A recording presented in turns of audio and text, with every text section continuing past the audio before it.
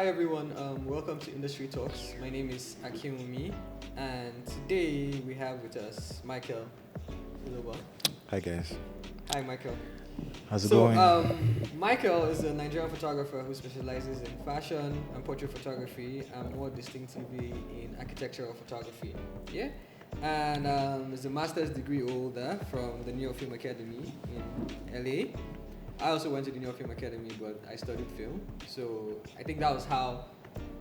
That's how we met, right? No, I mean, not really. Not really how we met, but that's how we knew Yeah, each other, I guess. Because I think someone said, "Oh, I know this guy who is also, Yes, something yes. like that." Yeah. Mhm. So, I mean, welcome everyone. Thank you for attending. Thank you for keeping to time, for the most part, and we'll just dive right into it. So it's going to pretty much be a conversation. I get to ask Michael questions. He gets to answer them. And at the end of the session, you also have, the opportunity to ask your questions, both to Michael, myself. So you can take notes. You can, if you say something that you want to refer to at the end of the day, you can, ask the questions in the Q&A session. So let's just begin. Yeah. So Alright. how did your photography dream begin? My dream Or how began. did the journey of photography? Okay, so the journey obviously started back in university. It was towards the end of my BSc, about 300 level, 400 level, final year. I picked an interest basically in photography because I had a camera, always had a camera anyway with me. So I always used to like take pictures in school of everybody, my classmates, and just normal random things basically. But it was just for fun at the beginning. But towards my NYSC, I had to make a choice as to what I wanted to like do in the future. So it's either going to be my BSc or going to be photography, and that was how NIFA came about. That was how the dream came about, basically. So the dream itself was being able to leave Nigeria and go somewhere else where the industry is stable and has gotten to a level where, I could learn from and get inspiration from to actually apply on what I wanted to do as a whole for myself, basically. I mean, you said you had to make the choice. Yeah. Typically, making that choice, how do parents feel? Like, when you tell your parents? My parents, okay, so yeah, they're pretty cool. They were open to me picking anything I wanted to actually do. So it was left to me to figure out where I wanted to go to and what I wanted to actually do myself. So once I made that choice, I told them, look, this is what I want to do myself and this is what I want to do. What do you guys think? And they were good with it. So I pushed on that agreement and decided to, learn more about photography in LA. Okay. Yeah. So for myself, I think my own photography journey was somewhat one that was how will I put it? Anyway, so I was in university. Growing up, I always used to be this creative person. Like I used to do creative stuff. But I think it was in I think my 200 level, I was in this group called YWAP. It was like a Christian group where people that used to sing, dance, rap, and all of that stuff. So I had this friend, Peter, who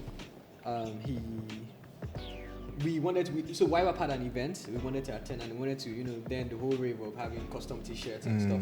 Yeah, so we wanted to wear like custom T-shirts to the event, and then there was this guy in our school at the time who used to make custom T-shirts with like acrylic and handmade, pretty much. You buy a shirt and then you paint it with acrylic paint and stuff. Yeah. So we then decided to make a shirt with that guy. Now the day of the event, the shirt was not ready, and he had to make 2 shirts for us. And so we went to his house now to like get the shirts, and the shirts were not ready. And we're like, we needed to wear it that evening. So he was like, okay, he was going to start making the shirts, but in order to deliver, to make it faster, basically, I had to help him. because while he was doing one, I was watching him and I was doing the second one because, like I said, I've always been a creative person. I used to make cards and all of these things when I was younger, so I sort of like knew how to maneuver my way around all of that stuff. So I made the shirts and then I realized it was actually easy to make. I could be making it myself. So after that event, I started to make custom shirts myself, and then eventually I moved from doing it with acrylic paints to then actually doing screen printing and heat transfer shirts and doing it as a business pretty much. And then my mom got me a camera to take pictures of my shirts. So it was from taking pictures of my shirts that, you know, people started to see the pictures I was taking and they were like, oh, your pictures are nice, please take pictures of me, I want to pay you to take pictures. And then, you know, slowly and slowly I started to, take pictures for people and I was getting paid and I was like, oh, okay. So that was where my, professional photography life started from, and I started to develop myself. And I mean, unlike you that you studied masters in photography, photography for the most part was self-taught, and then I decided I wanted to go a step further, mainly because of heartbreak anyways, because the driving factor was okay. So my heart got broken, and it happened to be that there was all my circle of friends, or everybody that I knew, had some form of it was like wherever I went to, I ended up seeing the girl, and I didn't want that to be the situation. So I needed like a change of scenery. Yeah. So, and at the same time, I was like, okay, I was done with NYC then as well. So it was like, okay, I needed to move. I needed to go somewhere else, sort of like start afresh. And then it was like, okay, I think this is the right time for me to study film. And then that's when I decided to, go to NIFA. And, that's where the film aspect came about. Yeah. So, I mean, mine wasn't like, it was more hard. I mean, I jumped a lot of things actually because I didn't go into detail, but definitely I was also self-taught too as well. So I learned everything I knew prior to school on YouTube. I was I really, really studied everything that was free, basically. Anything I could actually lay my hands on to just like help me out with what I was trying to do. Because at that time, I wasn't really sure of the particular genre I was going to go into. So I did everything basically. So from events to beauty to weddings to fashion, whatever it was, I was doing it. But I think school was one that actually helped me figure out what exactly I actually wanted to do myself. So it helped me filter all of those things and helped me pick the areas that I'm actually stronger at, Yeah. And was there a particular reason you chose NIFA? Like, what was the selling point for you? Like, how did you get to know about NIFA? When I say NIFA, for people that don't know, NIFA is a new film academy. That's how we just say it, NIFA. It's short, the acronyms, I guess. Yes, so the acronyms. What was why did you choose NIFA as opposed to any other school? Other schools. Or any other? Okay, so other schools that I had come across required me to already have a BSc in art or photography. NIFA was the only school that was willing to take you based on your career history, basically. So even if you don't have any BSc or any experience in school, as long as you were doing photography as a profession, you could apply to this school. So basically, you have to send in your portfolio and talk about why you wanted to go there. But NIFA was the one that had that opportunity, and also their scheme of work was very, very detailed. The scheme I was going to be learning the entire 3 years was very, very into what I was trying to learn as well too, because school isn't the only way to actually go about it. You can have someone that can mentor you, but I didn't have that kind of opportunity. So school was the next bet to take up on because I could see everything I was going to learn and how it would affect my career in the future. So that's why I picked NIFA. So when you were in NIFA, like, what were the specific educational or theoretical things that that influenced your experience, and like what were the unique opportunities, or like what resources were available to you? Like, what was it generally about NIFA that for you was the school? Like, that experience. That experience, yeah. I mean, a lot actually. So NIFA opened my eyes to a lot of things. Basically, a lot of things that I didn't know prior to going to LA.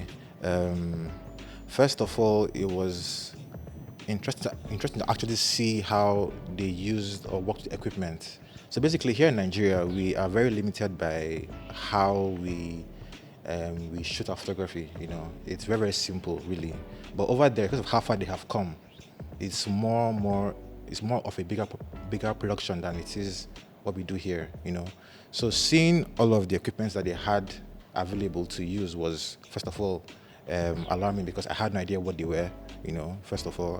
Also, NIFA was able to opened doors into already existing photographers who were actually working in the industry. So we're able to go on excursions basically to different studios and different photographer studios to see what they were doing, how they had come about what they were doing, and just experience the industry life. Because it's LA, it's Hollywood. You have all of that advantage because all the actors, all the models, anything that has to do with anything creative is there. So the school was a catalyst to help me see all of these different things that, okay, fine, even though you might not want to do photography, or you can obviously go into different sectors as well too in the industry. So NIFA would definitely have that room to let you see so much that you wouldn't get to see if you were doing it on your own, or if you're in Nigeria, for example, you wouldn't see any of that opportunity.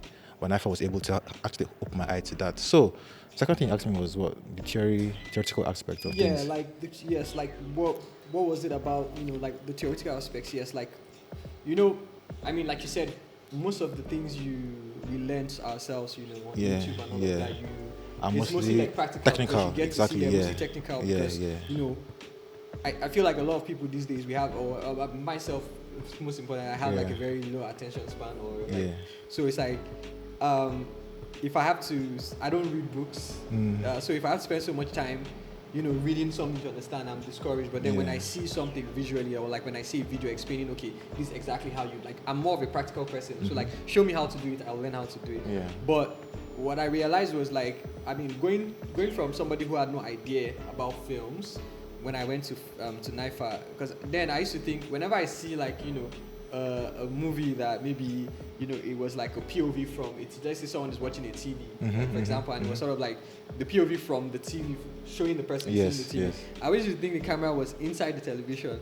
Like, I never had any idea how films were being made. I thought like every film was shot with like multiple cameras to like see everything going at once. I didn't have the slightest idea that everything was shot at different times, different days, maybe even a different year. And sometimes shots are even the conversation between two of us, we might not even be in the same room. The same room, exactly. And things like that. So it was like, I learned all of those things, and for me, so I want to know, like, that's for film. So like photography wise, like what was it? Because also like when it came to like not just the theoretical parts, but like little things like knowing full stops of an f-stop, for example, or knowing how inverse square law, all of those things that basically you never get to know those things. Just from taking up your camera, setting up your lights, and all those things. So like, what were some of the things that stood out for you theoretically, like I think the first thing that was very, very weird was the fact that we actually had to read. Like you said, I didn't think I was going to do any reading at all, whatever. I thought it was going to be all technical at the beginning. But we had to study art as its own, as itself, basically. So it was more or less starting afresh because everything that I thought I knew about photography or art, in a sense, had to put it out the window first of all and then start again because it was a different curriculum, it was a different scheme. So seeing that we had to study other artists, study their way of how they did their work back in the day, basically go back to the original photography and start from there and understand the terms, understand the different methods, different kind of cameras they had back in the day, in order to actually apply it now. Because like I said earlier, it's mostly technical here, which is not bad. But when you have a theory base, when you have artists who have come from the past, because nothing is new these days, right? Like nothing is new. You can get an idea from different places and then make it your own. But knowing where the idea actually came from in the first place actually helps because when you go back into time and you see how they used to take pictures back in the day, it definitely helps you to come up with something new. Because once you're able to understand that, okay, look, the cameras they had back in the day were not digital. They were analog cameras, they didn't have a chance to retake and reshoot. It was always once and that was it, and then you hope for the best, obviously. But, it definitely like trains you in a different way to actually, become more intentional about how it is you actually want to make it should happen. You're not just trying your best to see what comes out in camera because you have the chance to actually go back and forth deleting images, but it helps you to become more intentional about your work, and also helps you to actually have a story behind it too. Because usually when you're coming up with an idea for personal work, you have to have a reason why you're trying to show this body of work. Are you asking a question? Are you solving a problem? Are you trying to bring awareness to something? All of those different things, what comes together to actually make a body of work actually good. So having to be able to go back into the books to go and study all of these old artists and study even authors who talk about the industry as a whole, give their opinions on how it is you can actually what's it called sorry, excuse me, how you can actually move forward in photography, was what actually made me see things so differently, because it's not something that we are used to here. Here is just get a nice dress, have a fine model, have a nice backdrop, maybe good lighting, and that's it. And then you ask, okay, so why did you take this picture? I don't know. Vibes. It's vibes. Exactly. It's like it's just fine. So yeah, I had to let go of all of those old ways of doing things and come into terms with doing things the way I was being taught in school. So yeah, Okay. that was it. That's interesting. So I mean, predominantly studying and working was all in LA, right? Or Yes, I mean we did 2 years full studying basically. We didn't have time because we worked from Mondays to Sundays every single day. yeah. Was school, so we didn't really have time to actually do any other work until after I was done with school. I was able to work for other photographers as well, and work for other studios as well too in LA, to just see how the industry worked. Yeah. Okay, and I'll get to but now that you mentioned it, you were able to. I know there's something you told me in the past that working for other photographers, you weren't necessarily you were training to be a photographer. Yes. But the work you did for other industry like photographers, like Yes. people who are obviously you're not going to take their camera. Of you're course not. Going not. to Nah. Take their pictures. We didn't even come close. Yeah. So what were some of the things that you were doing for those other photographers that you feel like maybe if we sort of like incorporated that into our photography here in Nigeria, Yeah. to make us better? Okay, so I did a few things basically. So for photographers, I was mostly fourth assistant. I was never close to the photographer. I knew them personally because they hired me, but on set, I was never close to them at all. I was working mostly with other assistants. So what's the hierarchy like? You have the main photographer. So you have the main photographer, you have a first assistant, sometimes a second assistant as well. And what's the job of the first assistant? So the job of the first assistant is to just run the show, basically. So the photographer himself or herself would be with the client the entire time, most times, or won't even be on set. Our job is to come to set, based on his brief, do all the setup, basically. So get all the equipment, get all the stands, get everything good to go. And then he comes in, spends time with the client, while we just wait and arrange things and be on standby. So that actually helps him focus more on the creative aspect of things, because he's not busy carrying stand, doing lighting, trying to check the computer, anything like no. He's doing one thing and we are doing the rest, because that helps him that helps him get a better focus on what he's actually doing. So during the shoot itself, there's chemistry between him and the client, because they've already had that time to adjust into that whole setting, basically. Okay. So that was one thing I did for them. For other people, it was mostly trying to approach other agencies online, basically. So for this guy, what's his name? Eric. I told you about Eric. Okay. Eric Humphrey. Mm-hmm. Yeah. He made me learn about how to reach out to actually to clients, because most work they do in LA or abroad as a whole is mostly editorial, because I was trying to get into that sector, basically. So what they do is that they do a lot of reaching out, basically, so to agency heads, editors, because that helps them get into the room with all other basically that helps them get into the room with who actually matters the most. Yeah. Because when you're able to reach out and network online, you're able to get access to them, because it's Hollywood. They're everywhere. You don't really have that difficulty getting access to someone who actually matters. But the thing is that how do I talk to this person? Because you can't meet them one-on-one usually. So the best bet will actually be to go online and see their work or see what they own, what they are actually doing, and try to get into that means basically. So once you can create a rapport with them, at the beginning, that can help you pitch your ideas or what you want to actually do for their company or for them as a whole, basically over time. Okay, and I mean, I was in New York. You were in LA. Yeah.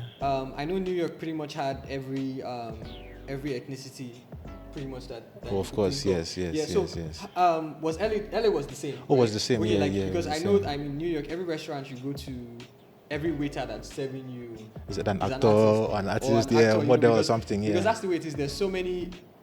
I mean, pretty much everybody is trying to be in the same industry, so it's packed. It's packed. Like, you have to have another job because you are competing with 1 million people for that same role and stuff like that. So I assume it's the same, yes, every industry. Yeah. So how was you have people from different ethnicities, different cultural backgrounds. Yes. I know for me it was. I remember when I got to shoot. This was before I went to New York, anyways. The first time I got to shoot an agency represented model here in Nigeria, I was able to see a difference. Oh yes. Because I noticed one thing she did. Her name is Desola actually, and she's in New York now. She's with I think One Management, one of the biggest industries. But I think I could see her ending up where she is now because of her. Because there was a bunch of us that used to go around, we'll go to Lagos or we'll be in Abuja, we'll organize a shoot. We had friends, makeup artists, photographers, like we were a clique. And it was always like we used to organize like all of this, like, collaborations and shoots and everything. And then there was a time we went to Lagos and, part of one of the models we were shooting was that Desola girl. And Desola came after makeup and everything, dressed up, we were setting up the lights. And I noticed there was the mirror in front of Desola, and what Desola was doing was she stood in front of the mirror and she was practicing poses. And it blew my mind because I was like, wait, I'm used to being the one, directing the model, telling the model, oh, like do this, oh yeah, that's nice. Oh, but this was somebody who she saw. We put the outfit on her. She was ready. She looked at herself and then she said, okay, what's the best way for me to translate all of this that's on me to produce something nice for the camera. And mind you, she's not seeing the camera. So all she could do was, look at the mirror and try to see what I was seeing. And I was so impressed. So now, on getting to an environment like New York, where now you have all of these people that do it professionally and get paid thousands of dollars for a few hours of a shoot, compared to Nigeria, where it's almost like peanuts if you want to compare. I mean, how was the experience for you? Like all of this. Being in a room with so many professionals, like a photographer because I know like roughly like the little idea I have about the photography scene there is when you're doing like a job for a brand, for example, maybe they give you a budget and then you get to rent every single equipment you want to use for the shoot. Like there's no limits. Pretty much you have access to every single thing. Like when you get a job like that, that's your opportunity to try out one equipment that you always wanted to try out for some time and you've never had the opportunity to do on yourself because you didn't have the budget for it to rent it. It's usually like that. So how did it feel being, in that space with all of those equipment, all of those resources, the people, professional makeup artists that actually use airbrush machines, agency side models that are so diverse, so like that have face. How was all of that experience? It was really, really good. I really enjoyed that entire process because like your first professional model was here in Nigeria, right? Mine was not here. Mine was actually in LA, and it really opened my eyes to see that when you're on set, for example, the model does roughly 70 to 80% of the work itself because she understands what she's there for. So unlike here, where we are forced mostly actually direct the model ourselves, it's like, okay, fine, can you hold the pose here, do this, do that.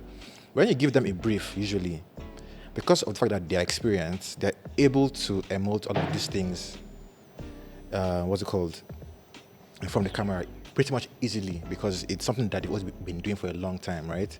So you as the photographer does not really have to direct. You can control the movements, yes, but you don't have to direct her in a way because she's already, giving you all the angles that you want. So my first experience was with a model called Montanique. She's black, black American. And prior to that, I met her through a makeup artist who I was trying to collaborate with. So she brought her on set.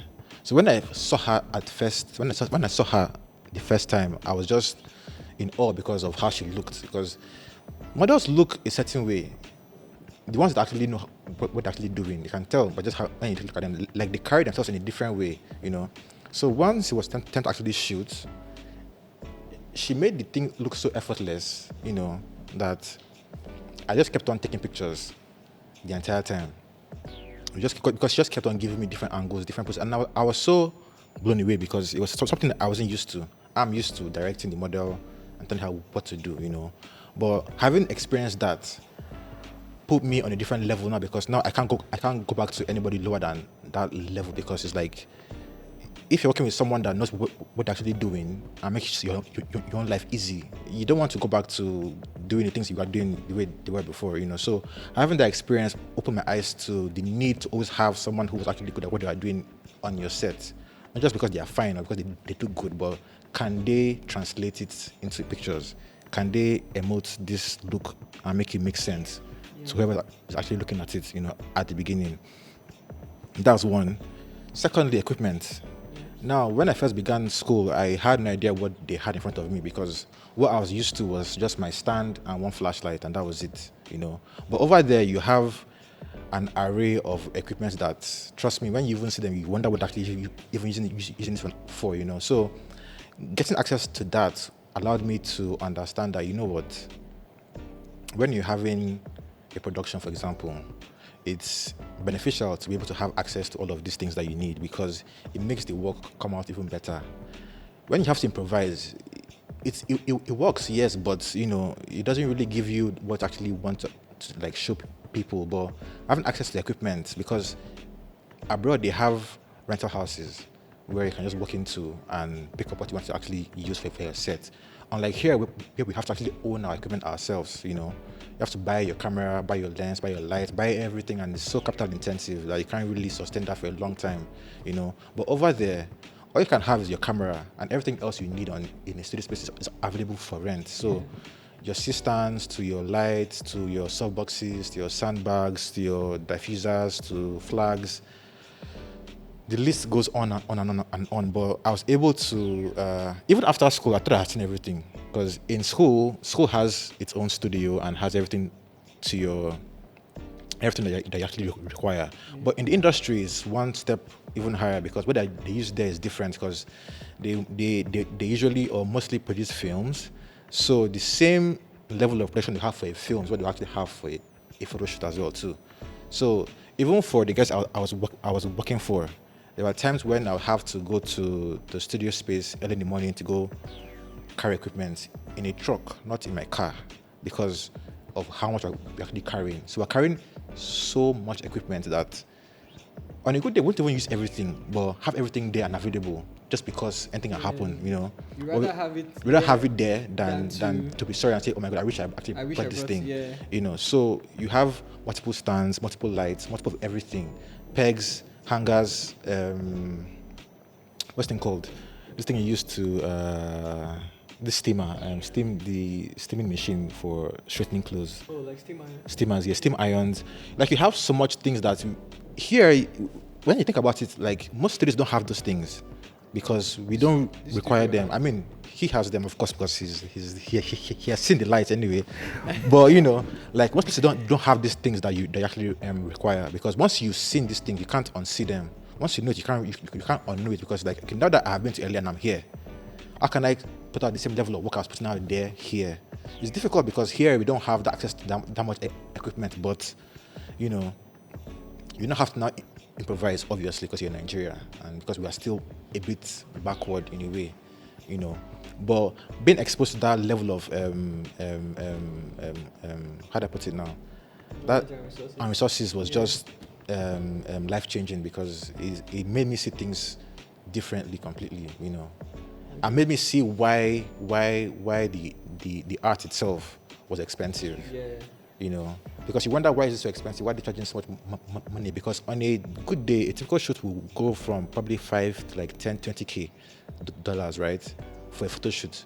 Here, we are here arguing with clients and negotiating back and forth, trying to price. And it's like, okay, how am I supposed to give you this level of work with this small money that you're giving me?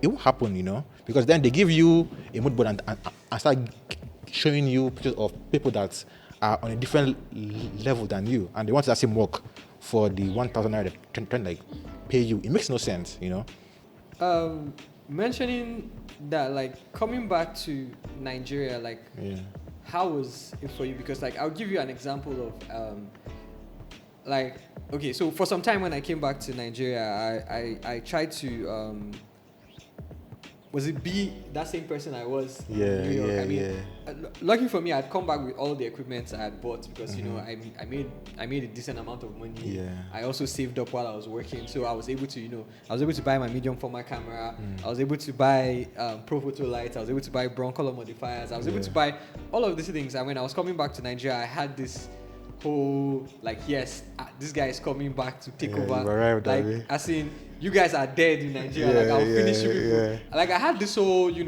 this whole drive, this zeal that I was coming back to, to show people how, all these things I've learned, like, and then you come back to Nigeria and then you get, first of all, like you said, it happens to you, man. Yeah, somebody calls you for a shoot and then it's almost like you mention money. It's like an abomination that you mentioned this amount of money. Like, for what? Like, why? And I mean, there's a few occasions where I would hear, like, some people would say, I mean, they didn't tell me this directly, but some people might have worked with me, and then next thing they get to meet the person who sort of like introduced me to them, or somebody who wants to work with me, and then they say, oh no, that guy, he's too professional. And I'm like, I mean, is that not supposed to be a good thing? Yeah, we don't like structure in Nigeria. We don't like structure it's at like, all. And it almost felt like I was now back in a place where it seemed like the whole industry was now trying to catch up to me. To you, yeah. And at some point it became depressing, I would not lie, because I think maybe that's what has driven or that's what drove me made me less and less really interested in the whole social media thing, because it was more like Instagram is that place where, you get people just, put together a shoot. I mean, the shoot has no purpose, you understand? It's just, I just want to gain likes and followers and yes. That. And that's really what it was about. Like you said, back then when you're shooting, it's like, why are you shooting this? Because, everything has to do with a purpose. Are you shooting for a publication? Are you shooting for your portfolio? Are you getting paid for the shoot? No, but here it was just like, okay, I know this model, I know this makeup artist. Yeah. I have this space. Yeah. Oh yeah, now clothes, this Tonosibe. Yeah, that's it. Man. Let's do it. Let's go. That's how it was. There was really no. So for some time it was depressing, and I think I said to slowly. I think eventually now I've come to realize that well, good thing now is the industry has somewhat has come close. You get, like, I mean, we're not there yet, but it has come close. I mean, you should think back then, like. We're talking 2014, 2015, by the way. Like, it's not like we're talking like 2002. But then, if you were to chat, let's say you were to do a wedding and you called, like, say 200, 300K for the whole day, even giving them, people who want to, they'll be like, are you, like, for what now? Like, are you buying the bride? Do you understand? But now you get people charging millions. I mean, I saw something, I don't know how true it is, that the wedding that happened last, someone charged 30 million for the photography or something. That'd be impressive. One big designer that her wedding was, the photographer charged 30 million. Because it was a meme I saw. It was like, this guy, and the meme was like, when you hear that at so-and-so's wedding, the photographer charged 30 million, and the guy was dusting his camera, like, this guy, like, preparing to charge his own 30 million. So, and then you go back, like, those guys are like, oh, if you mention this amount to people, it's like they're about to cut your neck off. Yeah. So I think we've come a long way. The industry has come a long way. But coming back for you, like, what was some of those things for you that were the challenges that stood out? I would Besides say the money, obviously. Okay. Aside the money, the first thing was actually getting equipment. Okay. I'll be honest. That was the first thing I actually, couldn't really cope with, because I was used to using a particular kind of equipment already. I was slowly building a style of work, what was actually available to me there. Now, coming back here, I had no access to any of those things at all. You know, there were no stands, there were no lights. I mean, yes, there are lights that we could actually use here, but it wasn't as it was there. So getting the equipment that we actually wanted to use here, you know, was difficult. Secondly, it was in Abuja, for example. Now we don't have access to an array of models. Like, you don't really have models who are based here in Abuja. They're mostly in Lagos. So if you want to do anything high fashion or anything beauty, you're most likely to become more successful in Lagos than here, just because you don't have that much faces available to actually work with, you know. And thirdly, it was just the client's understanding, basically, because I was coming from a different place where I didn't have to explain much as to what I was actually trying to do, you know. You say, okay, fine, have a shoot. Okay, what's your budget? Say, this is the budget. Okay, fine, this is what it would give you. Here is different because here they approach you for a shoot. They want to pay a lesser amount of money for the shoot, but want the same deliverable for the shoot. And it doesn't work out like that, because it's like, okay, how am I supposed to like make money off of this thing? Because at the end of the day, as much as we love this industry, we're all trying to like make money and grow bigger. Yeah. But if we're stuck trying to balance the whole thing between the client's satisfaction and how much they are willing to actually pay us, we won't go far, really, you know. So that was something I had to like adjust to, because it now made me realize that, you know what, the level of work that I was trying to put out there was actually more luxury to your average Nigerian, because what we understand here is very, very limited, in the sense that the role as a photographer is not really seen as anything unless you're popular, or unless you've shot someone who's bigger than, you know, every other person. Like, oh, who did this picture? Oh, this guy. Okay, so now I'll use him because he shot this person. As to being in LA, you're picked because of okay, so in LA is different, because, or anywhere else aside Nigeria, is because of the fact that you're actually different. Yeah. So they'll come to you because your style is different. They come to you because what you're doing can't be found anywhere else. You know, it's like, this guy did something so unique. Let's use him for our brand, or let's use him for our campaign. But here is different, because here they look up to the guys who are on top, yeah, and then project what they are doing on everybody else. So even if you who are just starting photography, you have to deliver on that level as well too, which makes no sense, you know. So there's a disparity between the clients and photographers, you know. We are trying to create something new, something that no one has seen. The clients want what they have seen before, but they don't want to use the person that did it, you know. The person is going to charge them more. So they want to work with you to try and have you produce that level of work, and it makes no sense. Like, it can't work that way, you know. And that's why you see that most time people feel like they have to have shot a celebrity before they become relevant. But like, no, the work I'm doing is me. The work I'm doing comes from my head, you know. Yes, I have been inspired by other people, but what I'm trying to give you is different, right? Mm-hmm. So you should let me create that for you. Like, come to me for a shoot, I give an idea, you buy into it, and then we work. You don't come to me with an already determined existing look that you want, and then I'm not a copy machine. Like, I don't just copy and paste. Like, it's different, right? Yeah. Like, it's weird, because that happened. I mean, just recently, there's a client that came to me for a shoot, and the first question I threw, or well, not the first question, but like after so much, you know, back and forth, like talking, I then threw the question. I said, "Are you the kind of designer that would let a photographer, like, are you the kind of designer that will come to a photographer because this is what the photographer does, or are you the kind of person that you come and be like, oh, this is what I want, you're the photographer, create this for me?" And she sort of was somewhere in between. Mm-hmm. I mean, she didn't say, but she was like, oh, I know what I want. Yeah. And it's very common here, because you have people, what happens is, for example, they bring another photographer's work that is completely not my style, not my, you know, not something I enjoy doing. And they say, well, this is what I want to do. And then the first question that pops in my head is like, well, clearly you know who took this picture. It wasn't me. And you have access to that person. When I say access to the person, is you can reach out to the person. You took a screenshot from the person's Instagram. So there's definitely the information of how to reach out to that person. Yeah. But for some reason, you feel like, okay, well, you don't want to use that person. You want to use me.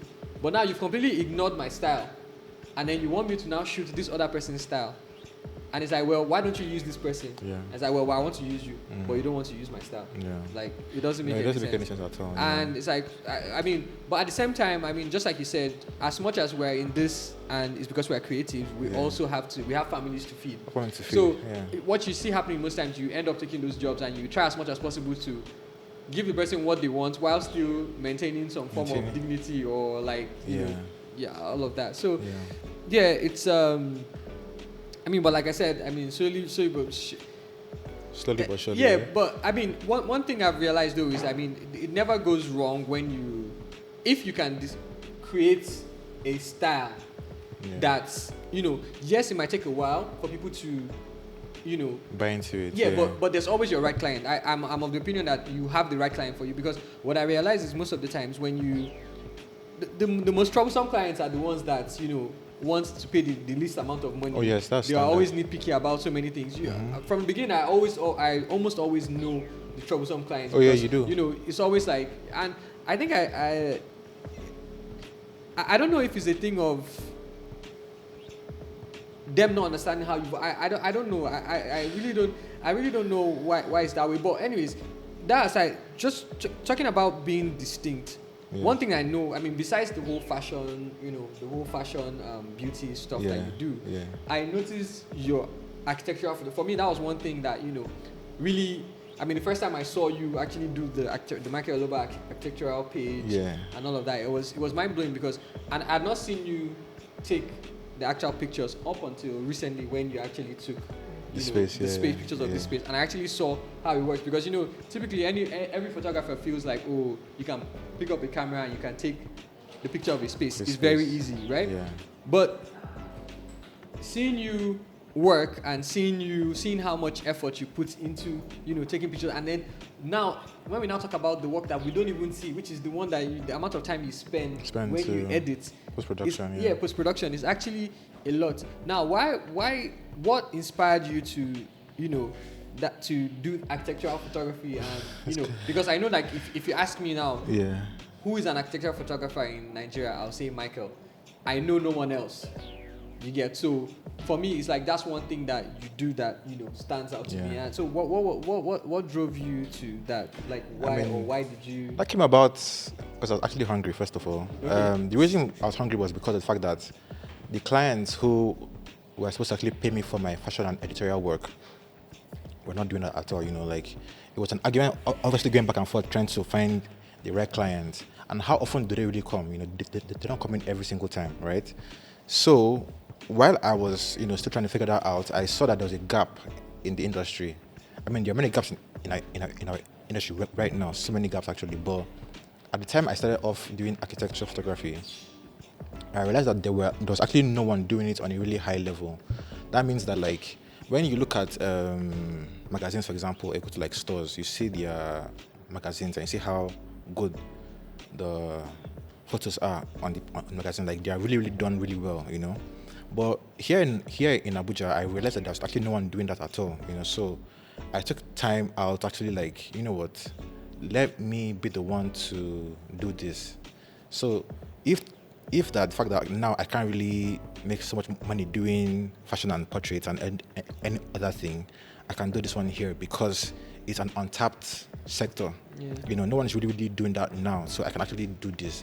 Because the thing is that everyone kind of like goes towards the same thing in the industry. You know, you're doing portraits, doing fashion, doing weddings, which is the most popular here in Nigeria. But you don't find people going off the norm. Like, I know you're doing newborn, which is not popular as well too. It's very, very rare to find someone actually doing newborn because people don't really go that direction. But it's a good thing because it will pay off eventually, because after some time, people will actually, you know what, let me actually try and do this thing for my own child too. And then if you're able to actually create, you know, that, you know how like T.Y. Bello does this thing where it's like everyone that turns 40, you know, they go to T.Y. Bello to do their 40th birthday shoot. So like, it's something like that I want to encourage, you know, all of us to try to do. Is just like he said, I mean, the whole architectural photography thing, it came off of the fact that he realized that, okay, first of all, this thing he loves to do, or this what he was trained to do, they are not meeting his valuation, right? So now he decided to create something that, okay, there's the opportunity for this here. There's not that many people fighting for that same spoon, so I might as well go into. And he didn't just go into it and try to do the bare minimum. He actually went into it, and it's like, yeah, there's nobody that would give you what this guy is giving. Same level of work. So like that, I can attest to that for a fact, because I've taken pictures of spaces before, and I know how basic I did it. There was even a time I realized, because I took the picture and then at some point I went back to edit the pictures, and then I realized, okay, you know what? This angle you shot it at was not right. Like, everything looks distorted because I didn't shoot it at the right angle. But I discovered that in the editing room. But, someone like him actually takes his time, took his time. I didn't do any research. I just think, it's just to take pictures of the space now. I have the camera, I have the lens, now. Just to light the camera and take it. So that's the difference, when you if you can own that particular style that you have, because no matter how, if you take 4 photographers and put one subject in front of them, every photographer will take that subject in a different way. So there's always that different way that you would, there's that different style that everybody or every creative would always have. So the most important thing is to recognize what your style is. Love doing it, because I saw something recently that Kanye West said, and it says, like, if you find yourself doing something you do not absolutely love, just leave it. Yeah. Because you will get frustrated, because if you're doing something, if you're doing something just for the money, the money will come eventually. I guess, or you would have the money and then it's like, okay, so what's next? What's next? Yeah, you lose the drive actually, eventually. So, but there's always that drive to take yourself to the next level. Like, neither of us would have gone to film school or photography school if we didn't love what we were doing. Check it. Tuition, my own tuition was about $40,000 at the time. Now that now with the exchange rate, I know it would be so difficult for anybody to even attempt to think about doing that. Not. No, there'll be people that probably have can afford to do it. Can afford to do it, but it's bad enough to get. How much does a camera cost? Do you understand? You've not even So you go to film school right now. You spend the money and you gain the knowledge. Okay. What next? What tool are you actually going to use to now try to recoup this money you've spent? Do you get? So it's bad enough that you can't even buy your equipment. Then to now go and study to use that equipment, now it's now something else, and then the exchange rate is now crazy. So it takes a lot of love for you to love. Like, it takes a lot. You have to love what you're doing to actually endure and go through this whole industry with all the challenges that get thrown at you and stuff like that. So now we've run through that. So what would you say? What's the? I know typically, it's very easy. Instagram is like the access that lots of us have and all, but I've always been that person that, regardless of if in a whole year no one clicks my website, I still want to have that website, because there was a situation where you say, oh, Instagram is crashing, or Instagram has crashed, or something. Or maybe, there was a time where everybody was crazy about High Five. High Five has come and gone. There was Tumblr. Tumblr's, there's all of these things. MySpace. There's all of these things that come, but what would never go out of fashion is your website, own URL, your own website. Your website. So now, what would you say? What's the importance of for you having a website and a portfolio? And generally, I know you've had a couple of your work published in editorial magazines and stuff like that. How important is it to actually have those? Starting with a website, then, or let's say a portfolio first of all. Having a website and then having some of your work actually being published. Having a portfolio is actually key, because having a portfolio helps you stand out very, very much from everybody else, because a portfolio is not really everything that you have done in your entire life. No, it's really what are the best things you've shot that when a client sees it, they want to hire you immediately. A portfolio definitely kind of like does that for you, because you're able to curate your work in a way that it's appealing to the client, right? taking a step further, we'll now be having a website, for example, now. So having a website will definitely help you stand out even more because people can gain access to you from anywhere in the world. Now, of course, it applies to Instagram as well too. But for the industry standard, you have to have a website because a website actually says that fine. You know what, this guy is doing things differently. You know. Like someone used to say, the big clients will never book you off of Instagram. No, they won't. They'll book you off of your website. They won't, yeah. Because Instagram is everyday people. Like, yes, you have, someone who's doing their birthday, Yeah. Those ones are on Instagram, they barely go to websites. Yeah. But when you have like proper campaigns for like big brands and all of that, Yeah. they might see you through your Instagram, yeah, but the next place website. you're going to is your website to see, okay, let me see, this guy's body of work. Yes. Because Instagram could be, your personal Instagram, bunch of selfies. Like if you check my Instagram now, you probably won't see a lot of pictures there. And you see, the industry talks, and people will be like, oh, is he? What's this guy? Are you a teacher? Are you a photographer? Are you a what? Yeah. Are you, Instagram becomes more personal, like in the sense that, okay, so they can see your everyday life, they can see, you when you're vulnerable and all of that. But your website is actually or your portfolio is what these clients need to see to show that, yes, this person can handle this project that I want the person to handle. Because it actually also shows a level of consistency as well too. Yeah. Because when you're doing photo shoots, there has to be something that actually will say, you know what, I can see this thing across all these images. I can see this style that he has across all these images. So I think his style will apply to my own vision as well too as a client, because I want to show my attire or my fashion clothes in a certain way. That's why I'm going to hire this guy. So definitely having the website actually also helps you talk about yourself aside from Instagram, because now you're talking about your career as a whole. You're talking about things that you've accomplished and what you actually want to do in the future. So having that website definitely makes you stand out from everybody else, because everyone else sticks to Instagram, which is good. But like you said, it's not the entirety of things.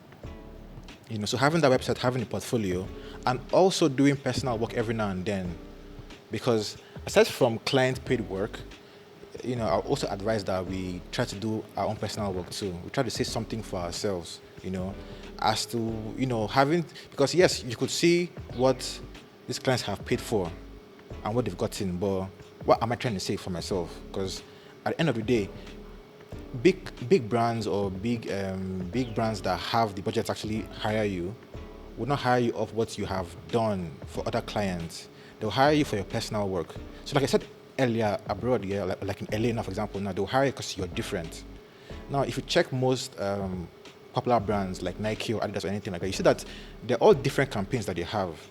And the reason why they're also different is because of the fact that they're hiring different people who have a different vision that can help them sell their brands or sell their whatever they're trying to sell, basically, So doing the personal work will help you hone that style that you're trying to develop, because when you're doing it for yourself, there is no, it should look like this or it should look like that. I want it bright, I want it dark. It's whatever you want that you definitely do and and express. So definitely having that whole trio of things. So basically a portfolio, like something like this, for example, this is mine, and then having a website too can help you elevate the work in a different way than how IG or Instagram will actually showcase it, So yeah. Okay. Yeah.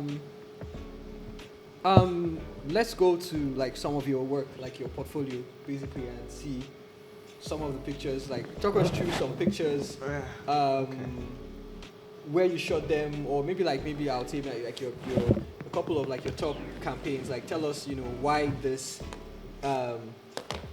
Just sort of like run us through the story of the picture, how you shot it, what was challenging about it, what was rewarding about it, and let's just get to see, so that it's not like we're just talking. You actually see some of these things being put into, or like you can actually visualize some of these things that he has learned, and yeah.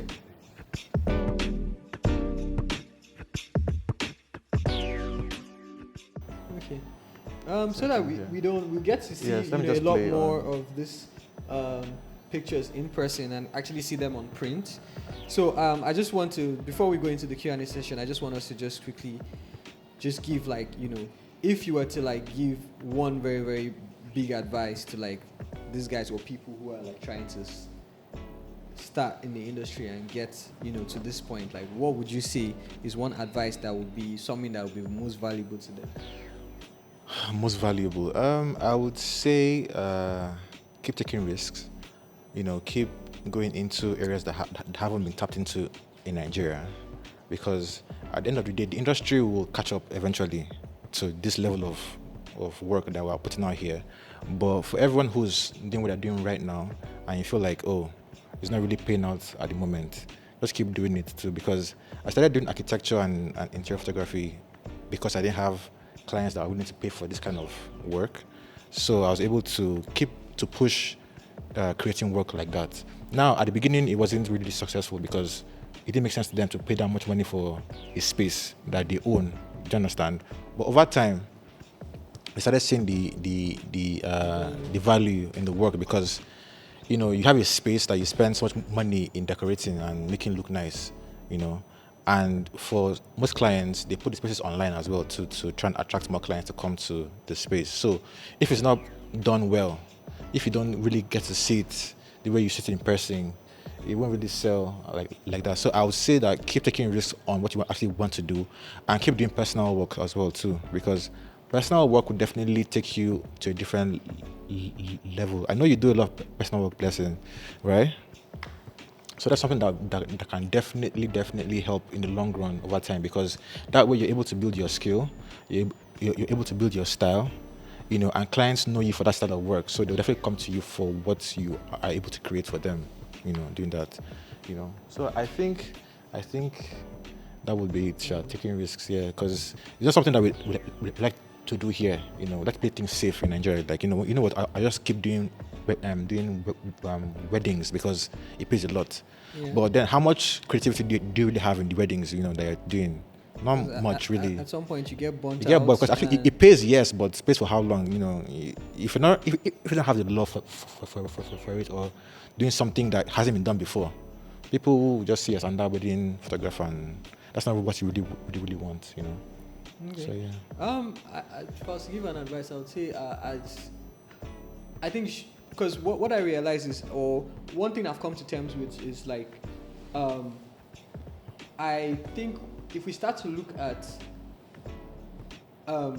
photography as a product and not a service, I think, or if you start to value your photography as a product and not a service, I think people will tend to respect you more and maybe start to pay what you're worth. Because I'll give you an example. You walk into a clothing store, right?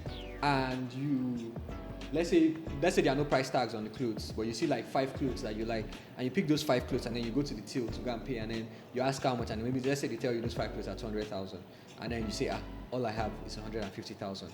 At that point, what happens? You either decide to add 50,000 to the 150 you have, or you go and drop some things, right? So same way, because recently somebody was like, oh, they want an event cover. I was like, okay, this would be the price per hour, and stuff like that. And they were like, well, why are you billing by the hour? Like, I'm like, well, so that you understand what the value is. And the person, well, what if I'm like, well, it doesn't work that way, because I will value my time based on how much time I'm going to spend with you, and also how much time I'm going to spend editing your pictures. Because the more time I spend taking pictures is the more time I'm going to spend editing the pictures. Yeah. Now, what you can get is consideration for more hours, meaning that the unit price per hour drops. So now if we start to value our things as products, because for example, let's say you tell a client, for example, oh, my bill for doing this work for you based on the scope of work you give me will be 500,000, and the client is like, well, I can't pay 500,000, I would pay, say, 300,000. Be like, okay, no problem, I'll take your 300,000, but now you won't get what I wanted to give you for 500,000. You will get some things less. Now, what you've done in that scenario is you've now made your photography a product, because now it's like, okay, 500,000 is the cost of this. Yeah. But if you have 300,000, you don't get this. Yeah. Now you get this. You understand? Because now that way they tend to respect you more. Because yes, there are clothing stores and stuff that do discounts. It's not all the time.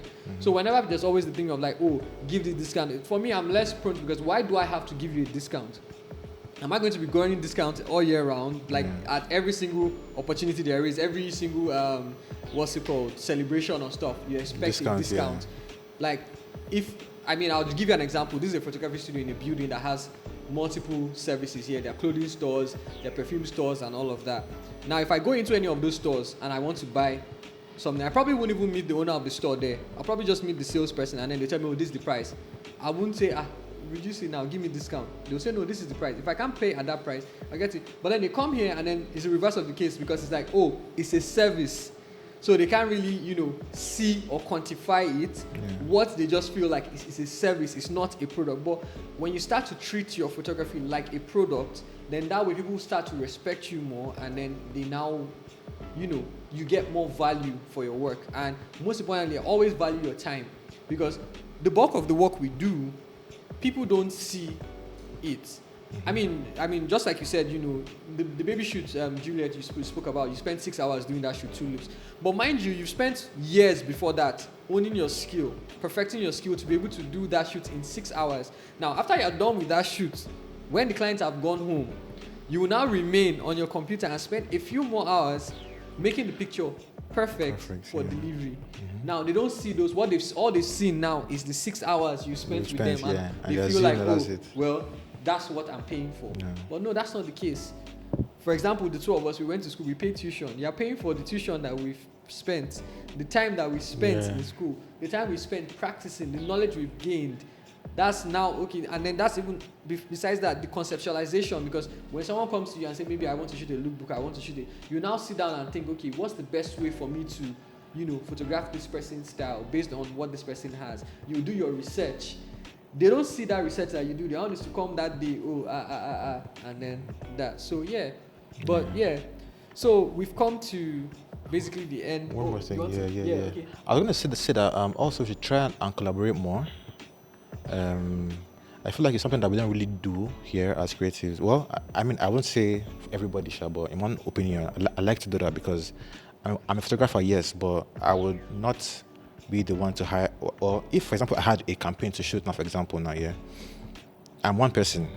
I can't do every single thing on that set, for example. So it would be nice to be able to work with people who are good at what they do as well in their own respective field, come on board and help you create something, because I feel like the work stands out better if you have all pros doing it, or people who have experience doing it, aside you doing every single thing yourself. You doing the video, you doing the photo taking, you doing the editing, yes, we do it for now because it's what we have to do, but over time, going forward, I would just appreciate that, like, we all are able to collaborate, on a particular thing and help it grow better, because that way we're able to create a level playing field for everybody, So when someone is coming to ask me for a code for a job, I'm asking for a code for a job, it's almost on the same level, because we know what we're all doing and everything, All right, so Michael, thank you so much for coming, and thanks for having me. Thank you guys for attending this first episode. We're going to do more of this, have more people on board, and hopefully it's going to be a good learning experience for, a lot of, I won't say younger creatives, or like newer creatives, basically, to help navigate the industry even better and not make the same mistakes, or make the mistakes better than we made them. Yeah. So we're going to go into the Q&A session now, and this is the benefit of those of you that attend in person, is you get to ask these questions that the people on YouTube or on social media don't get to see. So next time there's an opportunity like this, please just try and participate. So thank you very much. Thank you.